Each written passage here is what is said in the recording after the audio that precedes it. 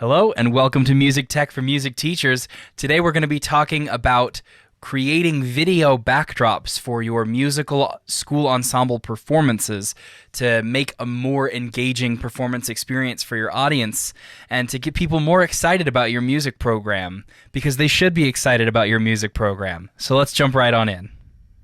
Now, there's a couple of less technical ways to do this, but they provide a couple of disadvantages. One of the most common ways that you'll see people kind of trying to fumble through it is that they'll have their video queued up on their laptop, just a simple video file, and that is already synced to the orchestral scoring track, and the conductor will be listening to the original recording in their headphones and conducting the ensemble and keeping them in time that way. Now, the problem with this is that if you as a conductor are listening to a different ensemble's recording than the one that's playing, you're not necessarily going to be that effective of a conductor because you're not going to be hearing your own ensemble very well if you've got different sound in your ears. You may be able to sync up to video just fine, but you're not going to have a good feel of what your actual performance sounds like. And you've probably worked hard getting your ensemble ready to perform, so I'm going to bet that you want to hear your students. So we're gonna dive into a little bit more technically complicated way to do it, but you're gonna get much better results. So I'm gonna do this in Logic Pro X. There's some really great tools available here. I'm gonna open up an empty project. Okay, and it doesn't really matter what you do here with this first track. I'm gonna set it to no input just so that it doesn't get confused with me right now while I'm creating this video. So create, I've got a track open, just collapse this stuff over here to get it out of my way. All right, and then this is my track, make sure it's a stereo track. And I am going to come up to File and get the first thing I need, which is a video that is already synced to music. If you want to create a video that's already synced to music that maybe covers the breadth of a whole movie instead of playing along with what's actually on the screen, you can do that, but you'll need to do that in a more video-oriented software. We're going on the assumption that you have a video that's already synced up to the music the way that you want it to be synced up, and this is what we're going for. So we can go up to File, come down to Movie, and we can click Open Movie. Come to my desktop where I have the Beatles' Strawberry Fields Forever music video. You'll want to have both these boxes checked. And then always just keep the frame rate of whatever you're working with, just for the sake of consistency. And you'll see here, we don't even need this track that it created at the beginning, so I'm just going to get rid of that. By clicking on the track and pressing delete. Okay, and you see we've got this video file here. So if I press, very visually engaging video. But okay, so I've got this. Now how do I create a click track? Now one way you could try to do it is by creating a MIDI instrument and tapping along. The problem with this method, though, is that you're going to be flawed. Your performance isn't going to be perfect.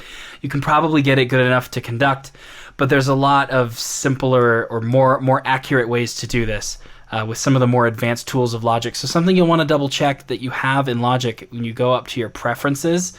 You come up here, preferences, and you're going to be opening up advanced tools. You just want to make sure that all of these are checked off. There we go.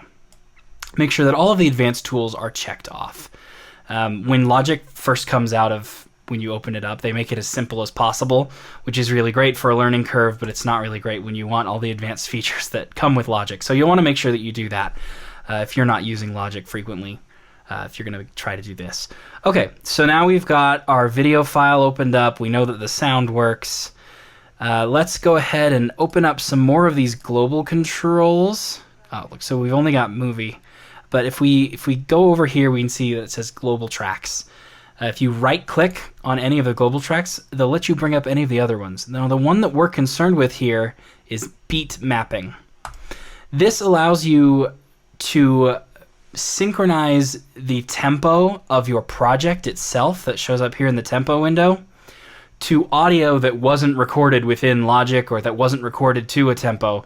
They weren't really using click tracks in 1967, so that's one of the reasons that we're using this video. Now, the song was recorded in 2 different keys, and one tape machine was sped up and one tape machine was slowed down to make them match, so the tempo is highly fluctuating. So what we're going to do is, what's really cool about this intro is we kind of have some really clear note starts. Right? Da, da, da, da, da, da. So we've got a very clear tempo coming right out the gate, which is really helpful when you're doing this. So in this beat mapping thing, you're going to click on beat mapping, and you're going to ask it to analyze transients. Now let's make this beat mapping window just a little bit bigger so it's easier to see. Now these little thin blue lines have shown up. The thin blue line is what Logic takes the audio, analyzes it, and tries to find what the start of a sound is. It's really easy to find on like drums and things with really heavy attack right at the beginning. So it's going to go in and it's going to look for all the transients it can find, and it's not always going to be right. If we come in here, we see, there's not really a transient there. But there's almost always a helpful transient. There's a couple that might be there to throw you off. But Logic's pretty good at sorting that out. Now, if you want to adjust the parameters for what it considers to be a transient, you can use these plus and minus knobs. It always starts off on the maximum transients, but you can kind of back off until you think it's a little bit more accurate. Now, if you back off too far, you see we've lost all our transients here. So I'm going to go ahead and leave it on the full setting, just because that's the best way to find all of the transients that you can find. Now, when you're doing this, when you're synchronizing, you're going to need a count in, right?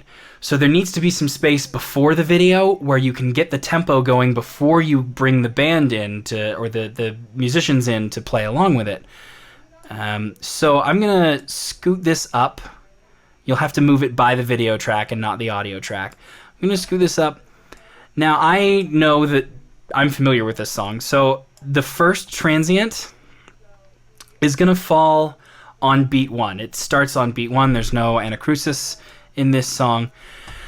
And let's see. I'm going to leave myself a big window, and then when it's time to export, if I want to give myself a little more room, I can. So I'm gonna start on measure 5. I'm gonna give myself 4 measures of potential count in. If I want less than that, I can fix that later. But I am going to start here. And we've got, let's try to line that up with the first transient in the smallest increment. Okay, now what I'm going to do is I happen to know this second transient is beat 2. So first thing I'm going to do is I'm going to use this tempo adjustment to see if I can make it so that beats 1 and 2 line up on the grid. It'll take a little bit of trial and error. I'm doing this in real time so that you can see how much time this typically takes. It's nothing crazy, and it will certainly only get easier from here. We're really close, and that's good enough for me. It doesn't have to be super accurate at this point, but it guarantees that your 4 measures of count-in are going to be the same tempo as the first measure. So I'm going to go ahead and start doing the real magic here. Once you've got this beat mapping thing open and you've kind of got a good starting point, you can go right here on the beat mapping part of the timeline and click and drag, and you can sync it up with the transient. So if I open up my tempo track, you can see that it has placed the tempo. Now it's more accurately derived it to be 94.2. I believe it was just 94 before. So it's slightly different, but it's pretty close to what I got. I was in the neighborhood. I'm sure that a band, if you're counting a band in at 94.2 BPM and then you end up at 94 BPM, they'll probably catch up with you just fine. Great. So we've got these lined up. We're going to go ahead and take this second beat, and we're going to line that up too. Now you see that our count in is at 94.2, and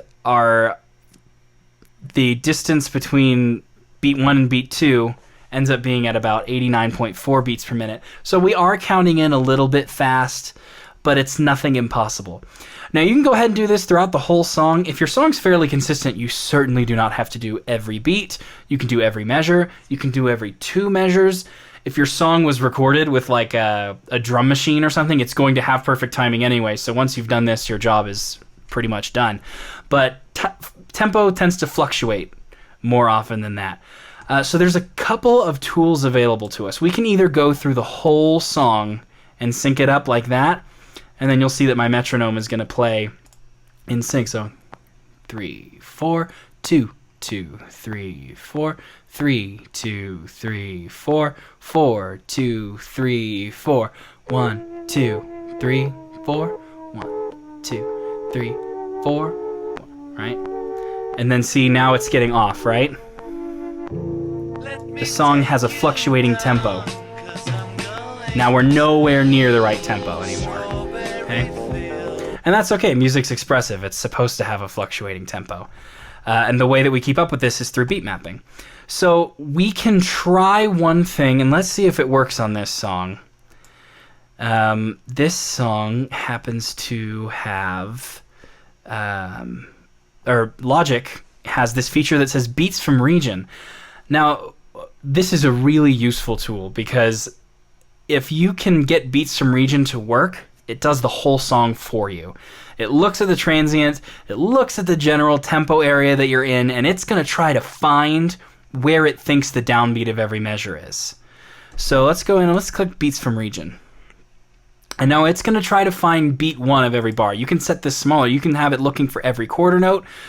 If you've got really strange tempo fluctuations on like a 16th note basis, I would take a look again at what your music is, but you can do that. I'm going to set it to 1 bar. I think that's probably good enough. I would usually set the algorithm to tolerate missing or additional events, meaning that if it can't find beat 1, or if it finds something that's way before beat 1, it doesn't have to assign anything to it. You can also click use exactly all existing events, and that is not as good because Logic's going to detect a lot more transients than just your note value. So we're going to tolerate missing or additional events. Let's see what its best guess is. So it's going to analyze. Now this is good news that we're kind of staying in a straight line here. It gets pretty fluctuating up here, but we're still, it looks like our highest point is somewhere around 99 BPM. We have 100 in here. It's going to fluctuate quite a bit, so let's see if this worked. I'm just going to click into a couple different parts of the song where things look suspicious, and I'm going to see if I think Logic was right.